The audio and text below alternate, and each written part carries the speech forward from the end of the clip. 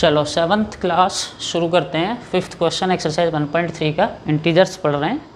4 तक हम कर चुके हैं ऑलरेडी। तो यहाँ पे करना है कि find the product using suitable property. तो हमें इनकी मल्टीप्लाई करनी है, 2 पार्ट लिखे हुए हैं मैंने।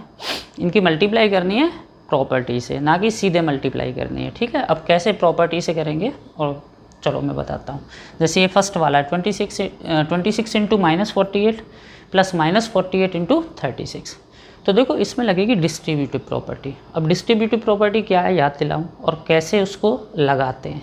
तो एक छोटा सा एग्जांपल बताता हूँ पहले मैं। जैसे सपोज मैं एक एग्जांपल बता रहा हूँ पहले, फिर बाद में क्वेश्चन सॉल्व करेंगे। मैं ऐसे लिख दूँ 2 इंटू 7 प्लस 2 इंटू 8। तो इसमें क्या है, 2 नंबर की मल्टीप्लाई फिर 2 नंबर की मल्टीप्लाई, बीच में यहाँ प्लस है, माइनस भी हो सकता है, तो भी वही प्रॉपर्टी यूज होती है।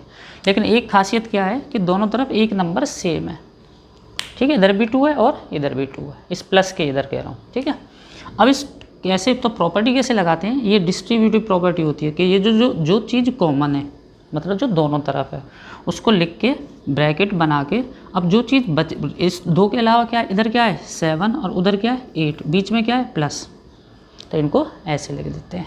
फिर ब्रैकेट वालों दोनों को प्लस कर लेते हैं, 8 और 7 कितना होता है 15। ठीक है, अब फिर ब्रैकेट है यहाँ कुछ नहीं है, यहाँ मल्टीप्लाई होती है, और फिर 2 और 15 की मतलब ब्रैकेट वाले नंबर की हमें मल्टीप्लाई करनी है, तो 30। तो ऐसे करके हम सॉल्व कर लेते हैं। तो ऐसे ही हमारा ये क्वेश्चन है। तो अब इसमें क्या कॉमन है 48। तो हम क्या करेंगे पहले -48 को लिख लेंगे ऐसे, और फिर ब्रैकेट के अंदर जो रिमेनिंग चीज़ है, तो क्या बच रहा है इधर 26 और उस तरफ क्या है 36, और बीच में क्या लगाना है प्लस। ठीक है, तो -48, अब इन दोनों को प्लस कर लो, 36 और 26 कितना हो जाएगा 62। अब फिर क्या करना है, इस 62 की 48 से मल्टीप्लाई करनी है। तो मल्टीप्लाई कर लो यहाँ आराम से करके ऐसे, 8 2 जा 16, 1 कैरी ओवर, 8 6 जा 48, 1 49, फिर 4 2 जा 8 और 4 6 जा 24। तो ये 6 9 8 17, 1 कैरी, 4 4 8 1 9, और ये 2 ही रहेगा। तो कितना हो जाएगा 2976। और ध्यान रहे माइनस है, मल्टीप्लाई में एक माइनस है तो आंसर माइनस में आएगा, दोनों माइनस के होते तो आंसर प्लस में आता। मल्टीप्लाई में जब एक माइनस होता है तो मल्टीप्लाई आंसर माइनस में ही आता है। अब देखो यहाँ पे क्या है, तो यहाँ पे ऐसा तो कुछ है नहीं, यहाँ है 8 इंटू 53 इंटू -125। तो यहाँ पे हमें क्या यूज़ करना है, एसोसिएटिव प्रॉपर्टी। अब वो कैसे पता चला, वैसे तो हमें याद है एसोसिएटिव प्रॉपर्टी में 3 होते हैं नंबर, या तो प्लस में या इनटू में। लेकिन अब यहाँ कैसे करना है, तो हम चाहें तो ऐसे भी कर सकते हैं कि इन दोनों की मल्टीप्लाई कर लें, बाद में फिर जो भी आंसर आएगा उसकी 125 से मल्टीप्लाई कर लें। लेकिन फिर प्रॉपर्टी कुछ नहीं हुई। प्रॉपर्टी क्या करती है, हमारी मल्टीप्लाई को आसान बनाती है, मतलब कैलकुलेशन को आसान बनाती है। तो देखना, अगर मैं ये दोनों मल्टीप्लाई ना करके अगर मैं ये और ये मल्टीप्लाई करूं तो थोड़ा सा पढ़ोगे तो आइडिया आ जाएगा। 125 इंटू 8 होता है 1000, और फिर 1000 100 ऐसे नंबर में मल्टीप्लाई करनी बहुत आसान हो जाती है।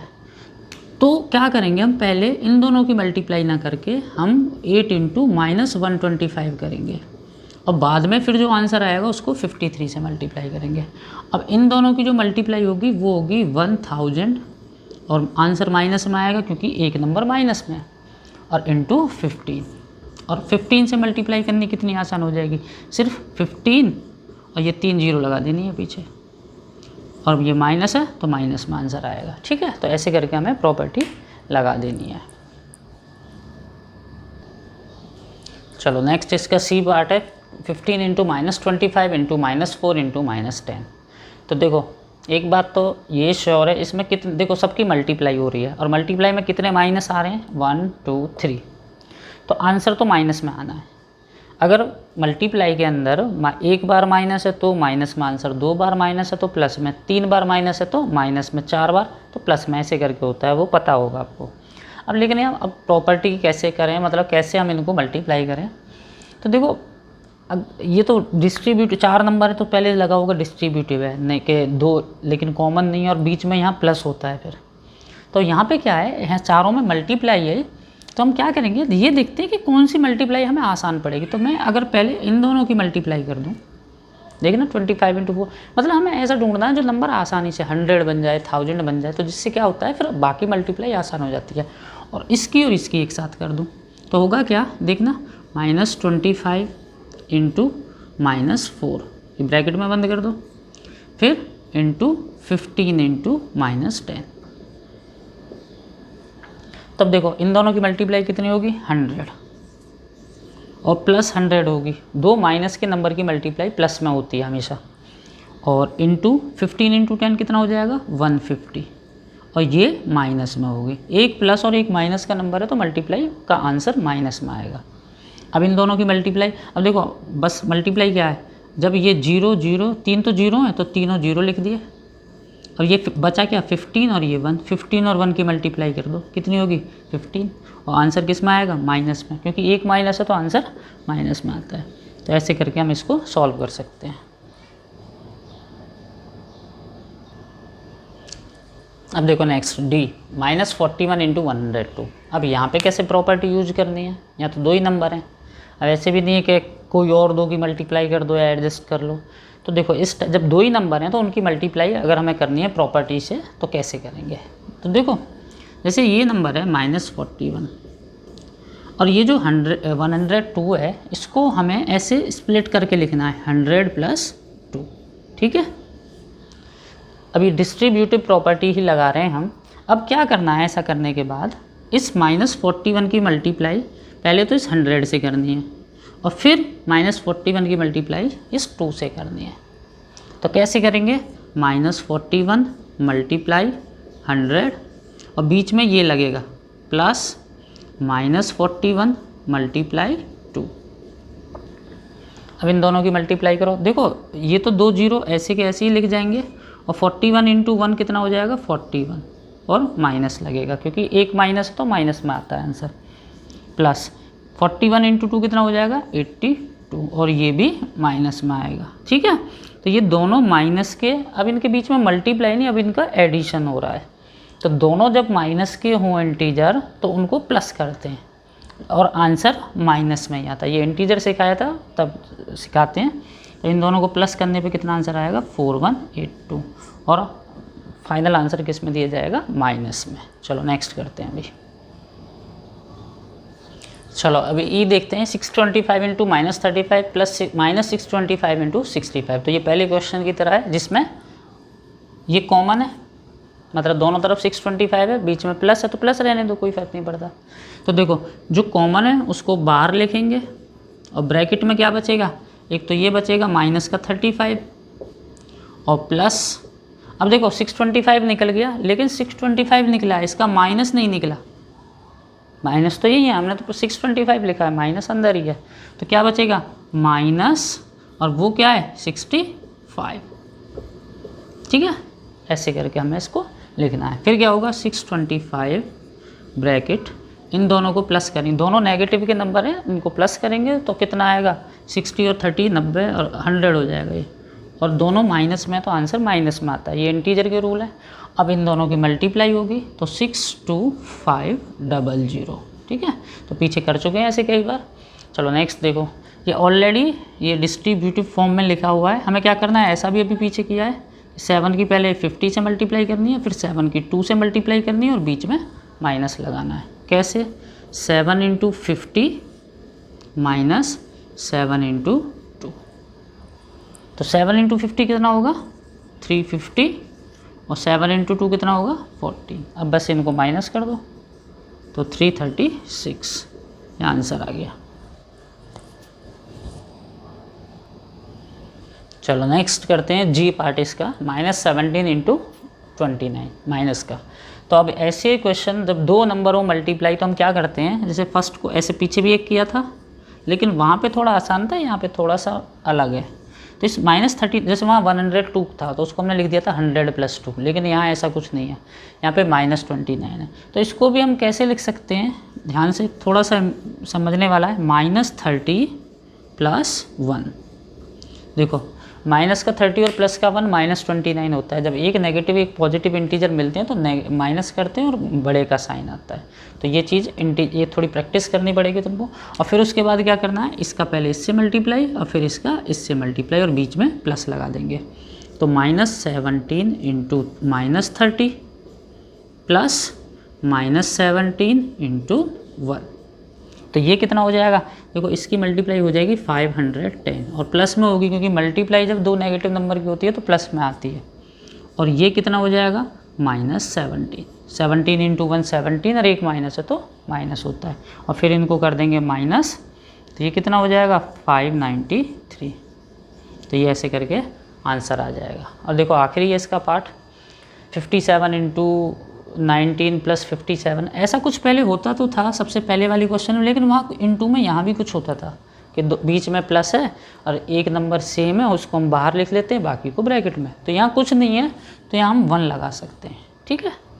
ऐसे करके अब ये वही हो गया। तो हम क्या लिख लेंगे 57 को तो बाहर लिख लो, तो ब्रैकेट में क्या बचेगा, देखो 57 तो बाहर गया, इसका एक तो माइनस रह गया और एक ये -19 रह गया, तो माइनस इसका और माइनस इसका, बीच में इंटू है तो माइनस इंटू माइनस प्लस, तो यहाँ पे क्या बचेगा 19 और फिर प्लस 57 तो बाहर गया, वहाँ क्या बचेगा 1, तो कितना हो जाएगा 57 इंटू 20, 19 प्लस 1 कितना होता है 20। अब बस सीधी मल्टीप्लाई कर देनी है, 2 7 जा 14 और 2 5 जा 10 1 11 1140, ये आंसर हो गया।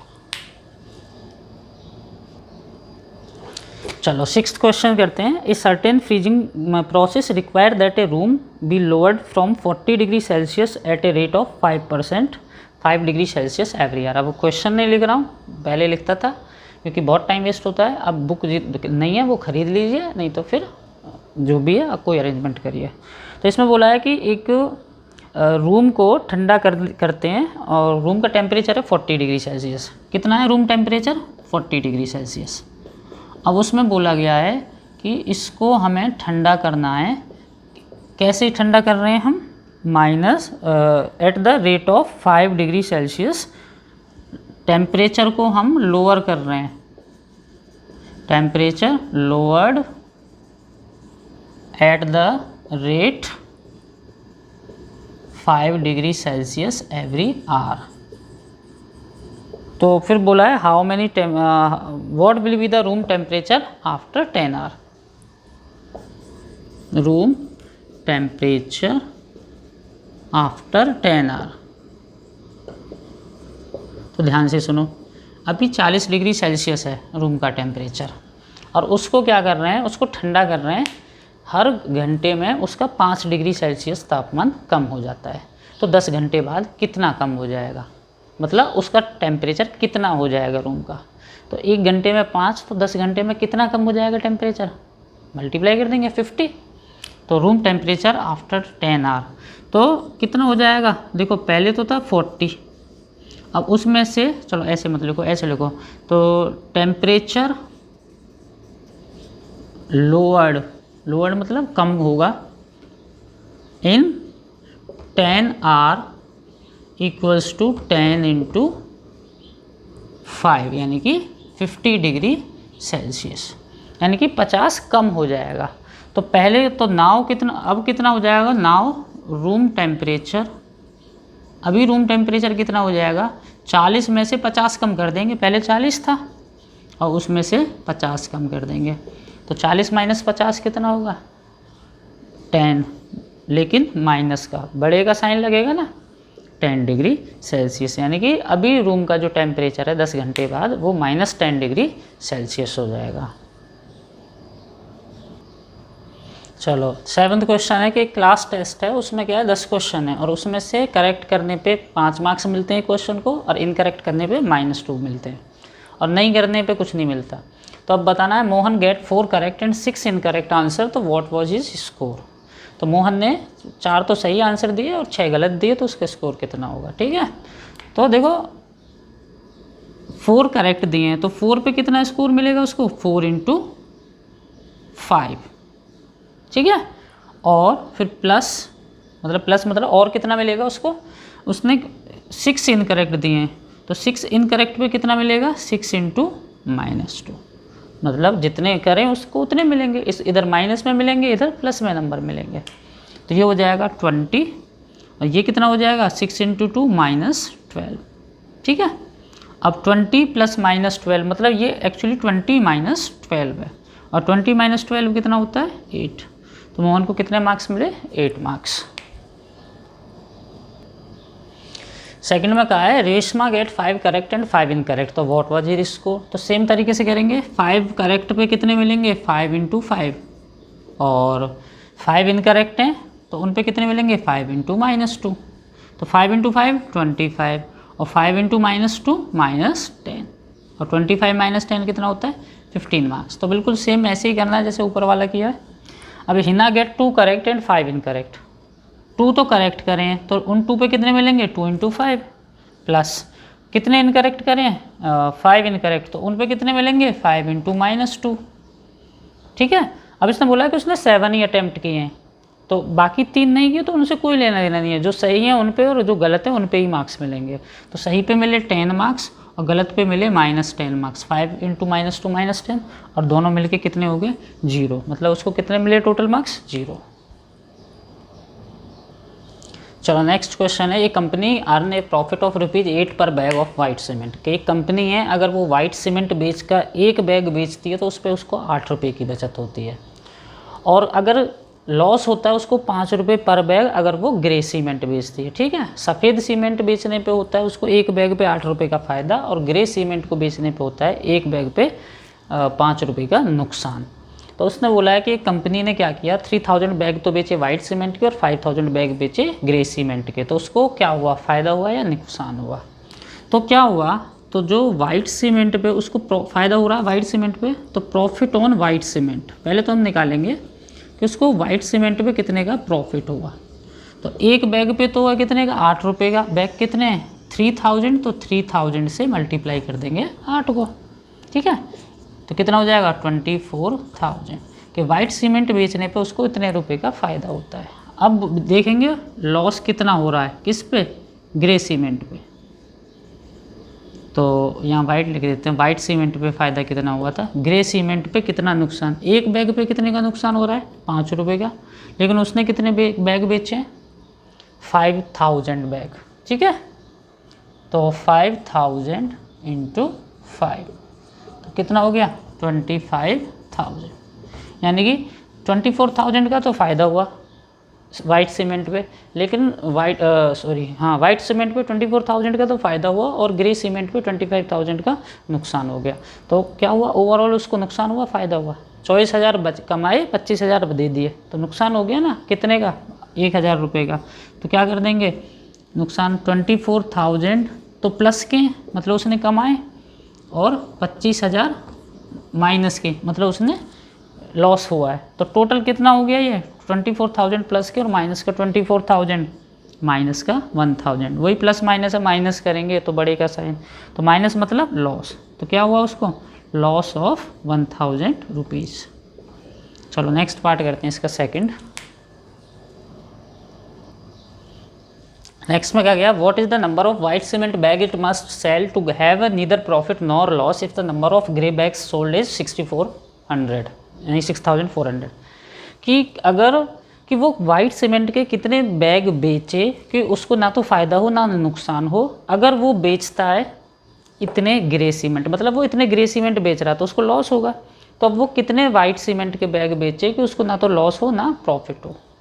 तो पहले तो ये देख लो उसने 6,400 बैग बेचने पे लॉस कितना कर लिया है, तो लॉस ऑन ग्रे सीमेंट तो कितना हो जाएगा, एक बैग पे कितने का होता है 5 रुपये का, तो ये कितने बैग हैं इन पे कितना होगा 6,400 × 5 से इंटू कर देंगे 500 500 5 4 जो 20 2 कैरी 5 6 जो 30 और 2 32, मतलब उसने ऑलरेडी इतने 32,000 का लॉस कर लिया 32,000। अब उसको क्या है कि उसको इतने का प्रॉफिट करना है वाइट सीमेंट बेच के, तो कितने उसके बैग बेचे, तो हमें बताना है number of bags of white cement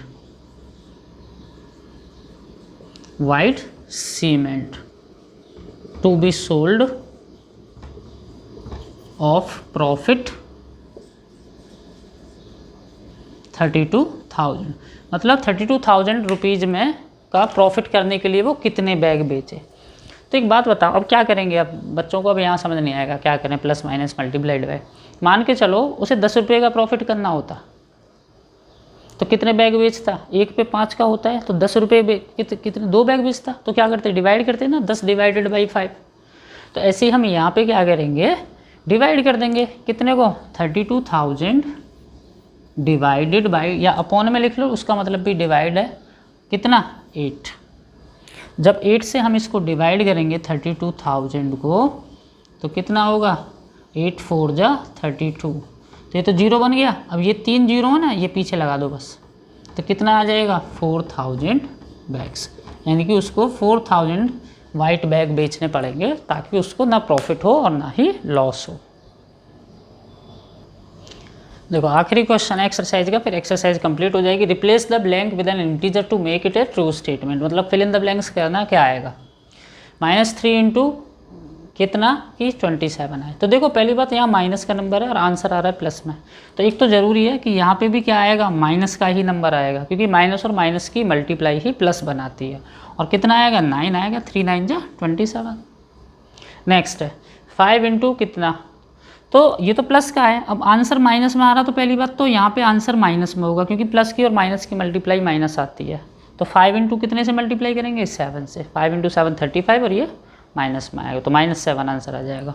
अब देखो -8 का कितने से मल्टीप्लाई करेंगे, माइनस में 56 आए, तो अब देखो यहाँ पे प्लस का नंबर आएगा, क्योंकि ऑलरेडी ये माइनस आ चुका है ना, तो माइनस और प्लस की मल्टीप्लाई माइनस आएगी, तो कितना करेंगे, 8 7 जा 56, तो यहाँ पे 7 आएगा। अब ये 12 है माइनस का और आंसर में प्लस है, तो इसका मतलब यहाँ पे भी माइनस आएगा, क्योंकि माइनस और माइनस की मल्टीप्लाई प्लस होती है।